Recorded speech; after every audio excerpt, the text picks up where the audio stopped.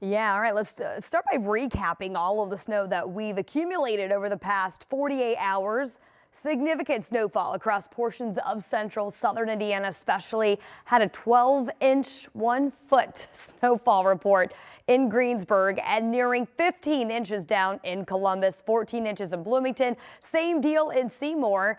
The highest snowfall report that we got, though, was over in Connorsville at 16 inches. And then officially here in Indianapolis, out at the International Airport in the National Weather Service office, 11.1.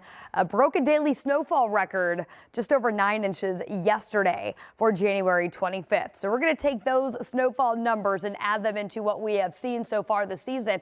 And we're now up to 27.1. So we're finally surpassing that average snowfall. We haven't done that in several years, and it makes this year the snowiest snow year that we have had all the way back to 13 and 14. So we're adding on to those totals. And as we look ahead, not a ton more snow in the near future, but certainly the winter impacts. We're feeling the cold as we look ahead. Right now it's just 4 here in Indy after starting our day at 0, but that wind chill is brutal. We've got a wind coming in out of the west, gust up to about 25 miles per hour today. Right now makes it feel like 16. And keep in mind, even though the sun is out, we've got that fresh snowpack.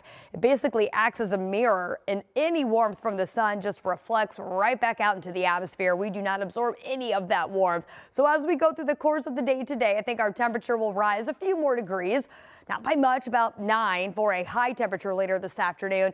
And then once the sun starts to go down, that temperature is going to rapidly drop all the way back below 0. So your overnight low temperatures tonight will continue to fall to, we believe, about as cold as 6 below before they start trending back upward as we start to change up the direction of our wind during the overnight. So we're calling low temps, everybody, falling below 0. 6 below in Indy, same deal in Shelbyville.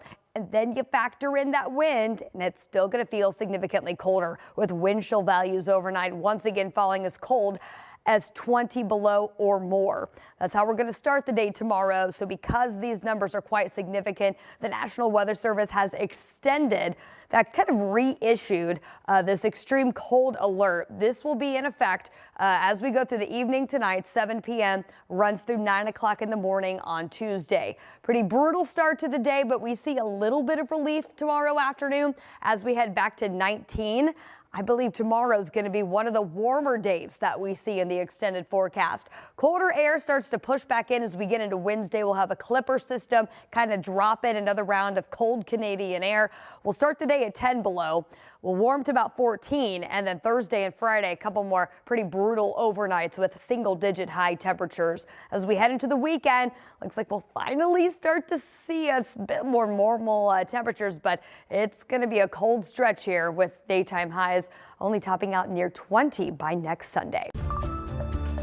One of the first counties to have the travel warning over the weekend was hard-hit Bartholomew County. And that's where our Anna Chalker spent the day yesterday. She's back there again this morning, and she now shares a message from city leaders as they try to get back on track.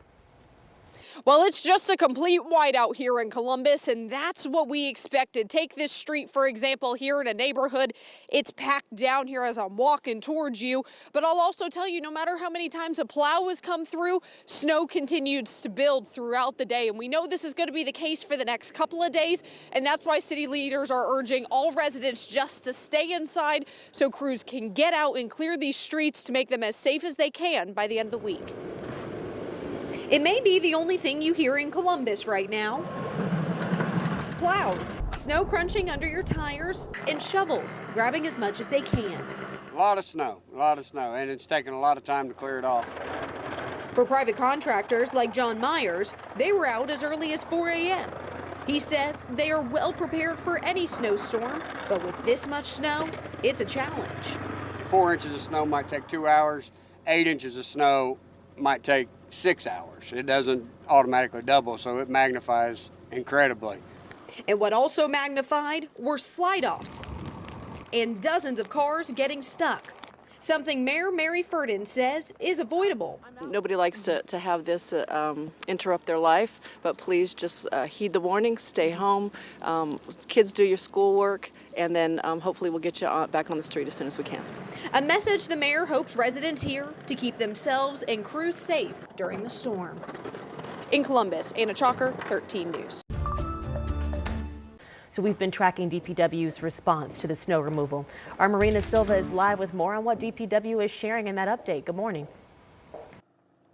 Well, good morning. I am back here with DPW's Adam Pinskers. We're getting an update on the DPW response during the snowstorm. Good morning, Adam. Hey, good morning, Marina. How are you? Great. Thank you so much for being with us. So what's the current situation for DPW? So we've officially started working on residential streets. So when we exceed 4 inches of snow accumulation, which we have right now, we call in a set of contractors. There's about 5 different companies who are bringing their workers in to help us out.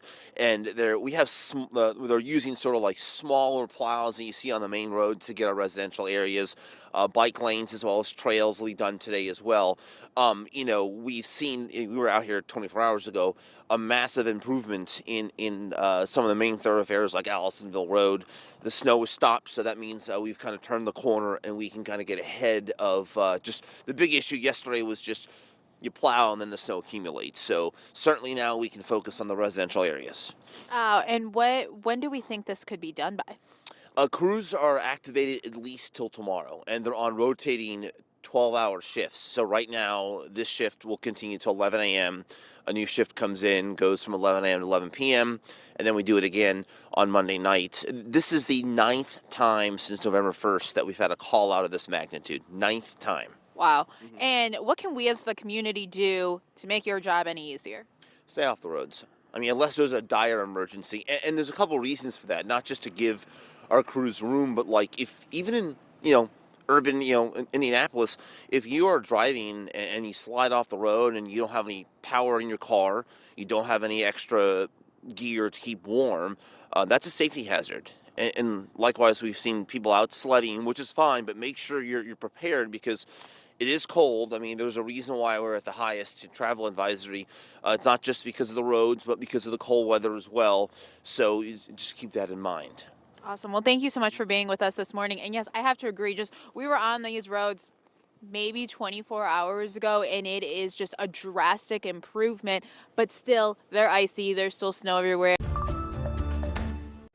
I'm meteorologist Caitlin McGrath, and I want to take a few minutes and talk about some of the winter weather you'll hear making headlines here over the cold winter months, starting with Arctic blasts that come from the polar vortex. So let's start with the basics. What the polar vortex is. It's an area of low pressure and cold air that surrounds it that sits at both the north and the South Pole. When we have a strong polar vortex, we have a really tight jet stream that keeps that cold air trapped in place at the poles. But sometimes the jet stream weakens and that polar vortex, that Arctic air, can sink south. Sometimes it can go as far south in the United States as parts of Texas and the southeast. But most often you'll kind of hear about these Arctic blasts through parts of the Midwest, the Great Plains, and the Northeast. Now you'll also hear us talking about Alberta clippers, and they get their names because oftentimes these weak little winter systems form in Canada, right around the region of Alberta, and they just kind of